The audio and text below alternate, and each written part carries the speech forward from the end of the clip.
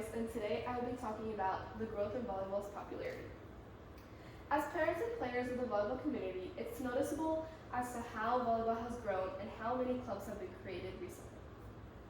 The main reason for this is because of the popularity and many other factors that include in it, which I'll be talking about later in my speech. As a young player, about 2 years ago, I found it very hard to find a club to play for that was near me and also didn't cost a tremendous amount of money. However, now you may find yourself drawing out pros and cons for which club you want to choose because of the amount of clubs there are.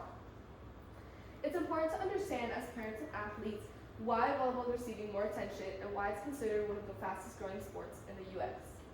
Bob Ferguson in the Owata Citizen in 1989 wrote about how volleyball has always been overshadowed by other sports like football and basketball, but how now they still consider it one of the fastest growing sports even in 1989.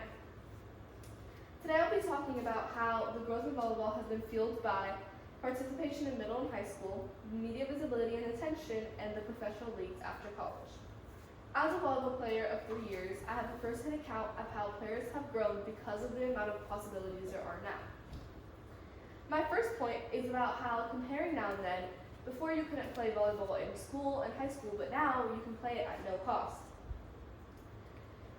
Like I mentioned in middle school, I wasn't able to join a volleyball team because my school didn't have a team. I had to go up to my coach and recommend her to start a team, which she did end up doing. However, as we played, the teams that we played against were very small and they weren't bigger than 10 people, so there wasn't a lot of competition. Eric Olson, in a Press Association article in September of 2024, mentioned how high school volleyball hit roughly 470,000 people, almost as much as track and field. This shows how, even in the span of just 2 years, a few clubs transformed to hundreds of clubs, where more players were able to join. This also affects how there's more competition now between the cost of club, the coaches, how many players are on each team, and it also makes it harder to try out for a team that you want because of the amount of people trying out. Olsen also explained how there are more junior clubs in USA Volleyball, and they have doubled to 3,800 in just 1 year.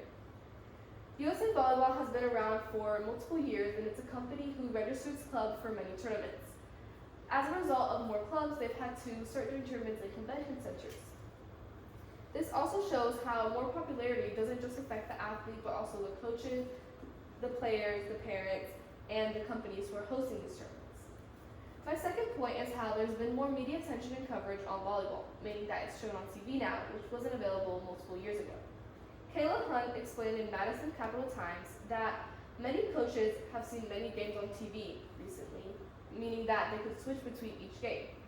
This was posted in 2024. Being able to switch and choose, like I said, couldn't be done before 2 years ago. This makes it easier to introduce the sport to people who don't know about volleyball or may be thinking about joining the sport. It also gives athletes the recognition that they need to see maybe their favorite G1 players or maybe their favorite professional league. It also introduces volleyball to more people because it makes them try out and see how the sport is played. In the same article, a specific example is how University of Wisconsin had a very successful game, and it helped to grow the sport, especially in Wisconsin. These professionals share on social media their highlights, their workouts, and many routines that they did during the game and before the game. This created a large fan base that is impossible to be stopped because of the many outlets that people can share their media on.